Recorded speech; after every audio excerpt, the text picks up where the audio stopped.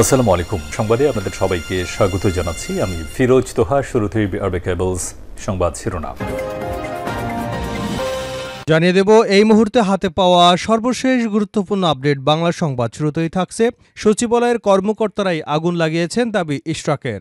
আওয়ামী লীগের রেখে যাওয়া উচ্ছিষ্ট সচিবালয় কর্মকর্তাদের সরাসরি অংশগ্রহণে অগ্নিকাণ্ড ঘটানো হয়েছে বলে দাবি করেছেন বিএনপির আন্তর্জাতিক কমিটির সদস্য ইশরাক হোসেন। বৃহস্পতিবার নিজের ভেরিফাইড ফেসবুক পেজে দেওয়া এক পোস্টে এ দাবি করেছেন তিনি। এবারে জানাবো বিএনপির সিনিয়র যুগ্ম মহাসচিব রুহুল কবির রিজভী বলেছেন, রাষ্ট্রীয় গোয়েন্দা সংস্থা একটি রাজনৈতিক দল গঠনের জন্য প্রচেষ্টা চালাচ্ছে।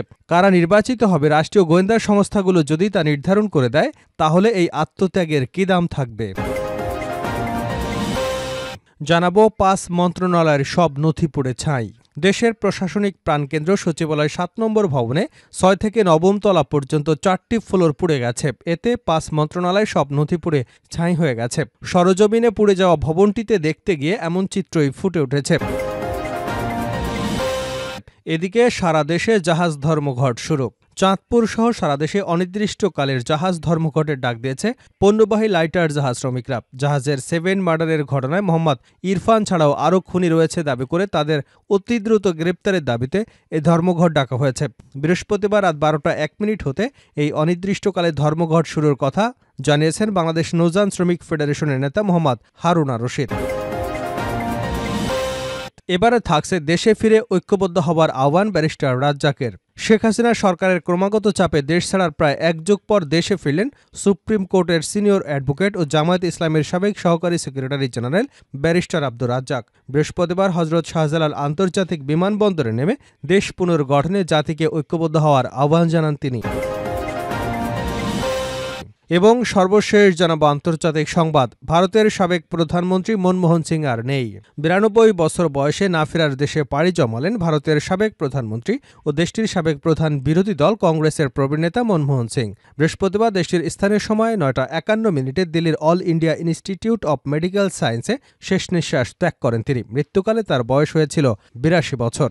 এতক্ষণ শিরোনাম শুনছিলেন, এবার বিস্তারিত। প্রিয় দর্শক, আপনি যদি এই চ্যানেলে নতুন হয়ে থাকেন, ভিডিওটি দেখতে দেখতে চ্যানেলটি সাবস্ক্রাইব করে আমাদের সঙ্গে থাকুন। আর এই ভিডিও সম্পর্কে আপনি আপনার মূল্যবান মতামতটি কমেন্ট বক্সে জানিয়ে দিন। আর হ্যাঁ প্রিয় দর্শক, জানিয়ে দিন ভিডিওটি কোথা থেকে দেখছেন। সচিবালয়ের কর্মকর্তারাই আগুন লাগিয়েছেন দাবি ইশরাকের। আওয়ামী লীগের রেখে যাওয়া উচ্ছিষ্ট সচিবালয়ের কর্মকর্তাদের সরাসরি অংশগ্রহণে অগ্নিকাণ্ড ঘটানো হয়েছে বলে দাবি করেছেন বিএনপির আন্তর্জাতিক কমিটির সদস্য ইশরাক হোসেন। বৃহস্পতিবার নিজের ভেরিফাইড ফেসবুক পেজে দেওয়া এক পোস্টে এ দাবি করেছেন তিনি। ফেসবুক পোস্টে ইশরাক লেখেন, সচিবালয়ে অগ্নিকাণ্ডের ঘটনা নিয়ে জল্পনা কল্পনার কোনো কারণ আমি দেখি না। তিনি লেখেন, হাসিনার ফাঁস হওয়া অডিও 5 আগস্টের পর তৎকালীন প্রধান বিচারপতিকে দিয়ে জুডিশিয়াল কুট চেষ্টা, 15 আগস্ট ঘিরে অস্থিরতার চেষ্টা, তৈরি পোশাক খাতে শ্রমিকদের ব্যবহার করে ধারাবাহিক অস্থিরতা তৈরি করা, আনসার বাহিনীর একটি গ্রুপকে সচিবালয়ে নৈরাজ্য সৃষ্টির চেষ্টা, হিন্দু ধর্মাবলম্বীদের একটি গ্রুপকে মাঠে নামিয়ে ফায়দা লোটার চেষ্টা, ব্যাটারি রিকশা চালকদের শান্তিপূর্ণ আন্দোলনে আওয়ামী সন্ত্রাসীদের অনুপ্রবেশ ঘটিয়ে বিশৃঙ্খলা সৃষ্টির চেষ্টা, কোটি কোটি টাকার লোভ দেখে লিফলেট ছেড়ে ঢাকার বাইরে থেকে লোক ঢাকায় জড়ো করবার চেষ্টা, বিভিন্ন কলেজ শিক্ষার্থীদের মধ্যে সংঘর্ষে উস্কে দেওয়া, ইন্ডিয়ার সাহায্যে বিশ্বের বিভিন্ন দেশে বাংলাদেশি সংখ্যালঘু নির্যাতনের মিথ্যা প্রচারণা, জুলাই আন্দোলনে অংশ নেওয়া, প্রাইভেট ইউনিভার্সিটি ছাত্রদের গুপ্ত হত্যা সহ নানা ধরনের ষড়যন্ত্র করা হয়েছে।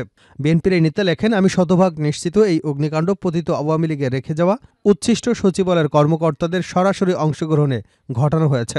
সম্প্রতি হাসিনা দেশে বিদেশে তার পরিবারের সদস্যদের মেগা দুর্নীতির খবর বিশ্বব্যাপী প্রচার হয়েছে। সেগুলোর আলামত নষ্ট করার জন্যই এ ঘটনা ঘটানো হয়েছে। তিনি লেখেন, এখন প্রশ্ন হচ্ছে আমরা জনগণ কি করব? অন্তর্বর্তীকালীন সরকারকে আমরা সম্পূর্ণ সমর্থন দিয়েছি, কিন্তু এ ধরনের সরকার অত্যন্ত দুর্বল প্রকৃতির হয়ে থাকে।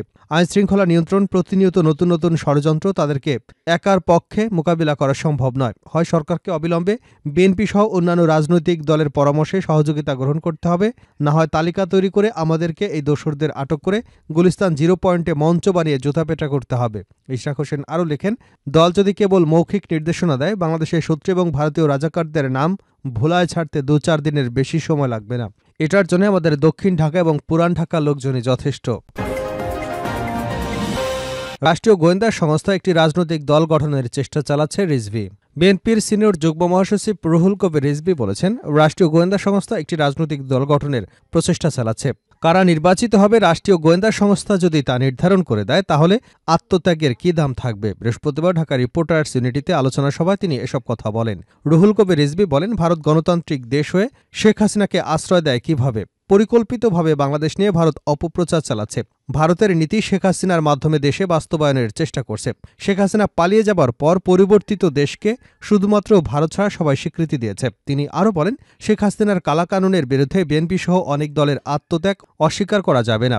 বিএনপিকে ভাঙার জন্য এ সরকারের ভেতরে ক্ষীণ প্রচেষ্টা কাজ করছে কিনা তা নিয়েও জনগণের ভেতরে সন্দেহ দেখা দিয়েছে। বিএনপি নেতা বলেন, আওয়ামী লীগের তৈরি আইনের সঙ্গে সাইবার সুরক্ষা আইনের কোনো পার্থক্য নেই।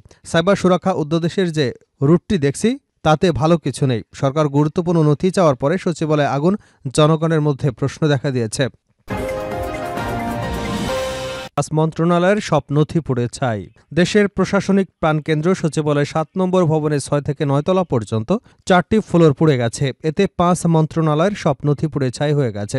বৃহস্পতিবার সরজমিনে পুড়ে যাওয়া ভবনটি গিয়ে এমন চিত্রই দেখা গেছে। ছাই হয়ে যাওয়া ফ্লোরে যুব ও ক্রীড়া মন্ত্রণালয়, শ্রম কর্মসংস্থান মন্ত্রণালয়, ডাক ও টেলিযোগাযোগ বিভাগ, স্থানীয় সরকার বিভাগ, পল্লী উন্নয়ন ও সমবায় বিভাগ এবং সড়ক পরিবহন ও মহাসড়ক বিভাগ ছিল। এসব মন্ত্রণালয়ের গুরুত্বপূর্ণ সব নথি, কম্পিউটার সহ সবকিছু এখন ধ্বংসস্তূপে পরিণত হয়েছে। জানা গেছে, এ ভবনের ৬ তলায় শ্রম কর্মসংস্থান মন্ত্রণালয় এবং যুব ও ক্রীড়া মন্ত্রণালয়, ৭ম তলায় স্থানীয় সরকার বিভাগ এবং পল্লী উন্নয়ন ও সমবায় বিভাগ, ৮ তলায় রয়েছে স্থানীয় সরকার বিভাগের কিছু অংশ এবং ডাক ও টেলিযোগাযোগ বিভাগের কিছু অংশ। আর ভবনটি ৯ তলায় রয়েছে সড়ক পরিবহন ও মহাসড়ক বিভাগ। ৪টি তলা পুরো পুড়ে গেছে। সেই সঙ্গে প্রতিটি কক্ষের সবকিছু পুড়ে ছাই হয়ে গেছে। এদিকে আগুন নেভানোর পর পুরো ভবনটি ঘিরে রেখেছে আইনশৃঙ্খলা রক্ষাকারী বাহিনী। গুরুত্বপূর্ণ ব্যক্তি ছাড়া কাউকেই ভেতরে প্রবেশ করতে দেওয়া হচ্ছে না। পুড়ে যাওয়া অংশ থেকে বিভিন্ন আলামত সংগ্রহ করছেন আইনশৃঙ্খলা রক্ষাকারী বাহিনীর সদস্যরা। সচিবালয়ের ভেতরে টহল দিচ্ছে সেনা সদস্যরা। ফায়ার সার্ভিসের তথ্য অনুযায়ী বুধবার দিবাগত রাত ২টার আগে এ ভবনে আগুন লাগে। দীর্ঘ প্রায় ৬ ঘন্টার চেষ্টায় সকাল ৮টা ৫ মিনিটে আগুন নিয়ন্ত্রণে আসে। আগুন পুরোপুরি নেভাতে সময় লাগে ১০ ঘন্টা। সারা দেশে জাহাজ ধর্মঘট। চাঁদপুর সহ সারা দেশে অনির্দিষ্টকালে জাহাজ ধর্মঘটের ডাক দিয়েছে পণ্যবাহী লাইটার জাহাজ শ্রমিকরা।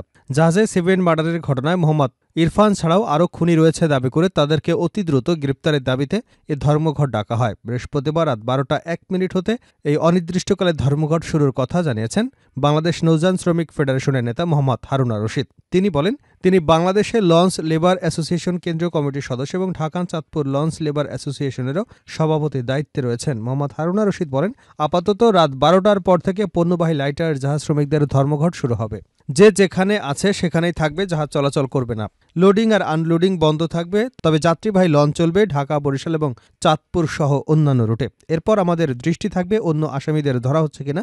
চট্টগ্রাম বন্দর, মোংলা বন্দর, বাঘাবাড়ি, আশুগঞ্জে ধর্মঘট নিয়ে অপ্রীতিকর কোনো কিছু ঘটলে সারা দেশে নতুন কর্মসূচি আসবে। তিনি বলেন, খুনিদের দ্রুত গতিতে ধরে আইনের আওতায় আনবার দাবিতে এই নৌ ধর্মঘট ডাকা হয়েছে।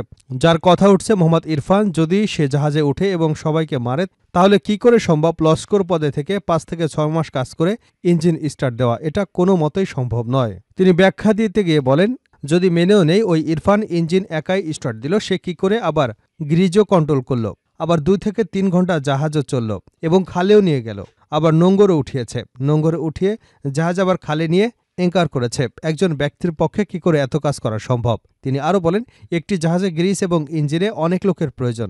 জাহাজে অন্যান্য কাজেও কয়েকজন লোক লাগে। এই লোকগুলো ছাড়া জাহাজ চালানোর কাজ একা ইরফান কি করে সম্পন্ন করবে?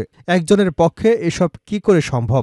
এটা নৌযান নেতারা মানতে নারাজ। মোহাম্মদ হারুনা রশিদ আরও বলেন, এর আগে নৌপুলিশ বলল মোবাইল সহ সবকিছু উদ্ধার করা হয়েছে, কিছুই নেয়নি। এখন র্যাব দিয়ে জসমিয়া নাটক সাজানো হলো কেন? তিনি হাস্যকৌতুক করে বলেন, গণমাধ্যমে দেওয়া বক্তব্যে দেখলাম র্যাব একজনকে দিয়ে জাহাজ চালালো, তাও আবার সে জাহাজের ক্যাপ্টেন বা মাস্টার নন। সেই জসমিয়া নাটক সাজানো হলো। এটা খুবই দুঃখজনক। উল্টো নৌযান শ্রমিক নেতাদের উত্তেজিত করে দিল এই নাটকটি সাজিয়ে।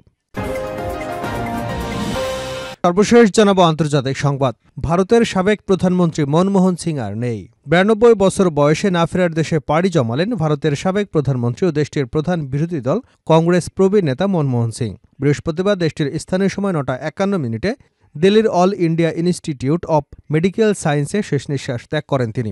দেশটির সংবাদ মাধ্যম এনডিটিভির প্রতিবেদনে বলা হয়েছে, শারীরিক অবস্থার কারণে আকস্মিক অবনতি হওয়ায় বৃহস্পতিবার স্থানীয় সময় রাত 8টার দিকে হাসপাতালে নেওয়া হয় মনমোহন সিংকে। চলতি বছরের শুরুর দিকে রাজ্যসভা থেকে অবসর নিয়েছিলেন দেশটির এই প্রবীণ রাজনৈতিক। এক বিবৃতিতে এআইআইএস বলেছে, কংগ্রেসের প্রবীণেতা মনমোহন সিংকে বয়সজনিত অসুস্থতার কারণে all India institute of medical সায়েন্সে ভর্তি করা হয়েছিল।